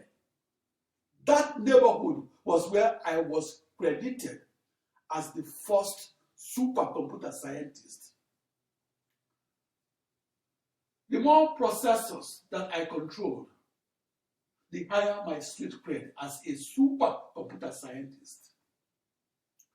I am the only person to win the top prize in supercomputing and win it alone, and do so while a team of up to 50 supercomputer scientists pooled their multidisciplinary knowledge and did so to win the top prize in supercomputing and win it by reconfirming the parallel process speed and speed up that I recorded while solving the real-world grand challenge problems. That was why my contributions to supercomputing made the news headlines back in 1989. It was the rejections that I experienced that forced me to become the lone discoverer of practical parallel supercomputing. Back in the early 1980s, I was mocked and made fun of and ordered to stop wasting institutional resources on my research on how to parallel process and solve initial boundary value grand challenge problems that were at the mathematical core of extreme scale computational physics. That rejection forced me to complete my research in my apartment instead of at a US national supercomputer lab. Back in 1979, I wrote an outline of a few pages of my research on parallel processing. In early 1993, I was convinced that I needed to make a career change. I wanted to change from supercomputing to outer space travel. On several occasions, dating back to the fall of 1978, I applied to the space agency NASA to become an astronaut that will travel to outer space and do so to conduct scientific experiments in zero gravity. In the early 1990s, the space agency, NASA, asked me to submit physical and medical reports that it will use to determine my fitness to become a US astronaut. I applied to become an astronaut because I had become visible as a black supercomputer scientist, and my new fame was generating some controversy. I was perceived as a threat. I was under pressure to quit supercomputing. That pressure was the reason I applied to become an astronaut. In the early 1990s, I was hotly pursued by lawyers that were hired by scientists that wanted to blackmail me into making them the co-discoverers of practical parallel supercomputing. I refused because I discovered it alone and did so on July 4, 1989 in Los Alamos, New Mexico, United States.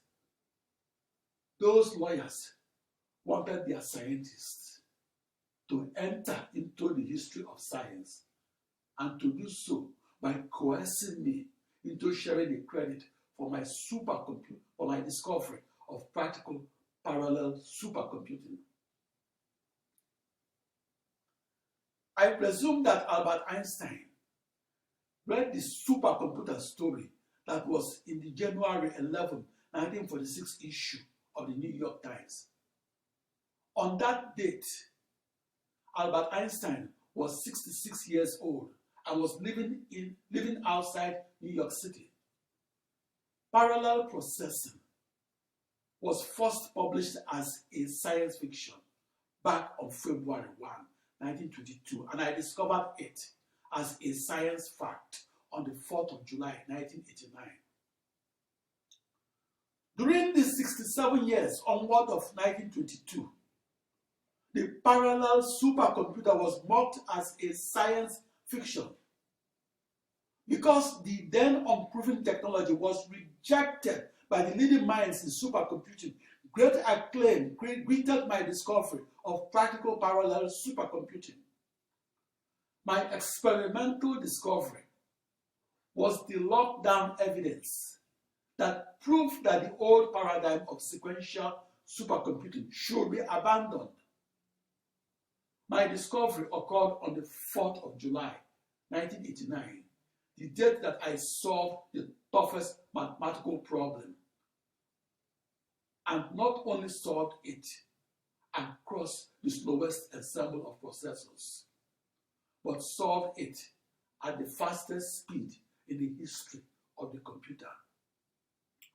For that reason, I became the first person to give a complete and definitive demonstration of practical parallel supercomputing, as well as record my new knowledge across a lengthy series of videotapes that are posted at emeagwali.com and on youtube.com. Back in the 1980s, I was surrounded by 16 formidable, massively parallel supercomputers. Because message passing or programming 64 binary thousand processors via emails was then in the realm of science fiction, I was the lone wolf programmer of those 16 supercomputers. In the 1980s, the message passing of initial boundary value problems was called a grand challenge because it scared all the 25,000 vector supercomputer programmers away. I programmed those 16 parallel supercomputers alone because I was the only person that had the courage, expertise, and the confidence to tackle the grand challenge problem alone. My mastery of that parallel supercomputer is the reason I was the subject of newspaper articles and the reason I am the subject of inventor biographies. What does it take to invent a new computer that is also a new internet? Parallel processing is the primary determinant in the power of the supercomputer. The inventor of the massively parallel supercomputer must have the tenacity to reach the frontier of human knowledge as well as the audacity to absorb and digest encyclopedic information. That supercomputer inventor must be at home at the frontiers of knowledge of physics, mathematics, and computer science. It took me 15 years from my first reading of a science fiction story on theorized parallel processing to my discovery of practical parallel supercomputing. That discovery occurred on the 4th of July, 1989. That science fiction story that was published on February 1, 1922, was about 64,000 human computers that encircled the globe or the earth and that worked together to forecast the weather for the whole globe. I reimagined that science fiction story as parallel supercomputing across a new internet that is a new global network of 2 raised to power 16 processors that I visualized as encircling a globe in a 16-dimensional mathematical hyperspace. In retrospect, the rejections of my discovery of practical parallel supercomputing that occurred during the 15 years that preceded July 4, 1989, helped me to grow as a research supercomputer scientist and helped me to refine my invention. After a decade of reformulating, recoding, and rewriting, my research report on parallel supercomputing grew to 1,057 pages. My research report on parallel supercomputing began as a few pages and began in 1980 in Washington, D.C. My research report began not as a not so fully formed partial differential equations of calculus that has its companion partial difference equations of algebra, as well as its companion extreme scale computational fluid dynamics code that I expected to parallel process across a new internet that will be a new global network of 64 binary thousand processors that will become one cohesive virtual supercomputer that is not a computer per se, but that is an internet de facto that emulates the world's fastest computer. I began supercomputing and began on the first computer to be rated at the speed of 1 million instructions per second, back when it was manufactured in December 1965. I began supercomputing. I began programming that supercomputer on June 20, 1974 at 1800 Southwest Campus Way, Corvallis, Oregon, United States. In 1980, I could only produce a few pages on parallel processing. Those initial few pages of 1980 on parallel processing grew into a 1,057-page report on how I discovered practical parallel processing and discovered it as the vital technology that will power every supercomputer. I was the first person to use as many as 65,536 commodity off-the-shelf processors that were tightly coupled to each other, that shared nothing between each other, and used them to cooperatively solve a grand challenge initial boundary value problem arising in mathematical physics, and used them to perform the world's fastest computation and perform it while solving a grand challenge problem. I made that discovery on the 4th of July, 1989, in Los Alamos, New Mexico, United States, and I reported that discovery in a 1,057-page research report that was abstracted as a 40-page research report that won the top prize in supercomputing.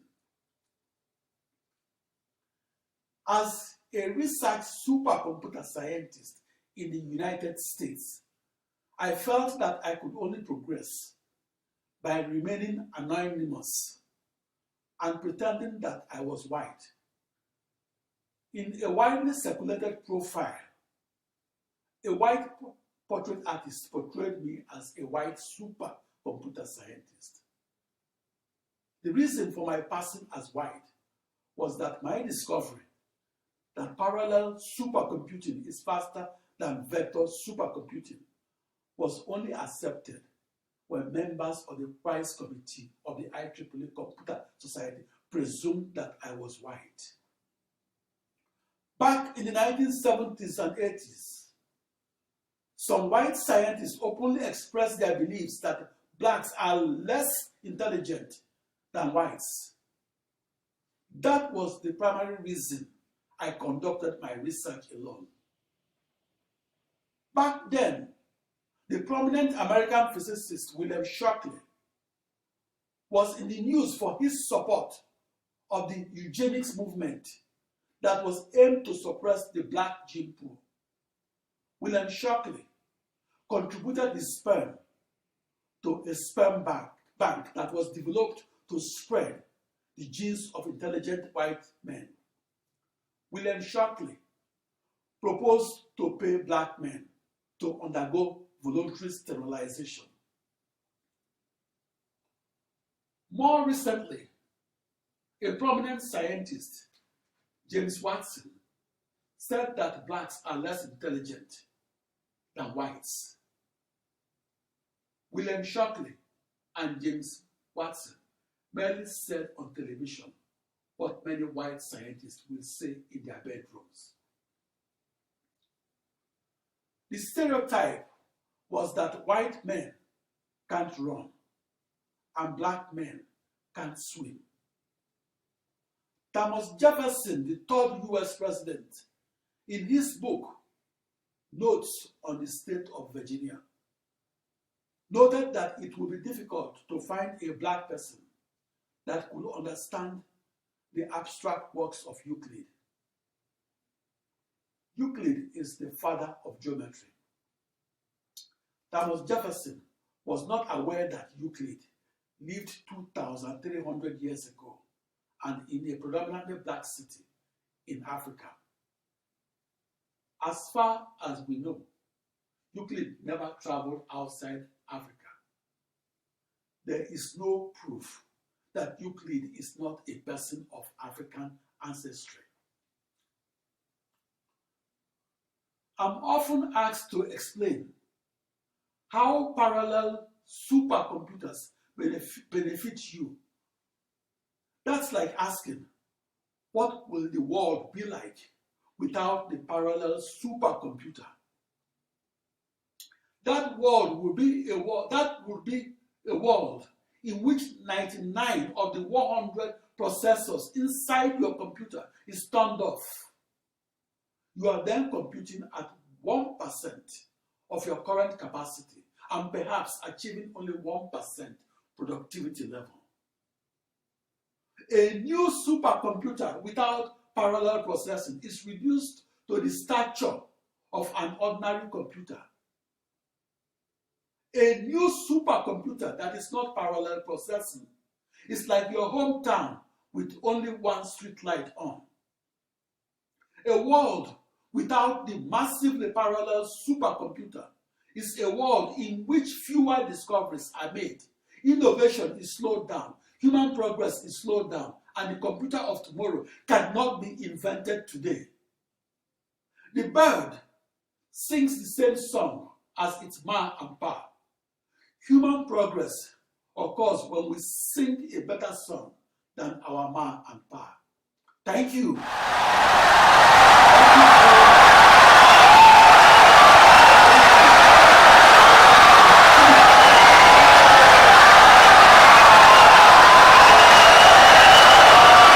Insightful and brilliant lecture.